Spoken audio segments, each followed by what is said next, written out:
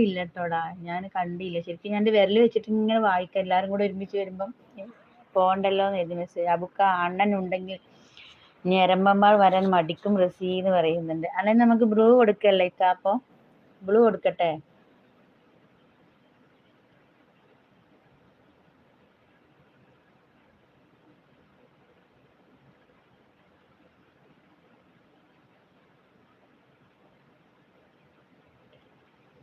അണ്ണന് ഞാൻ ബ്ലൂ തന്നു കേട്ടോ.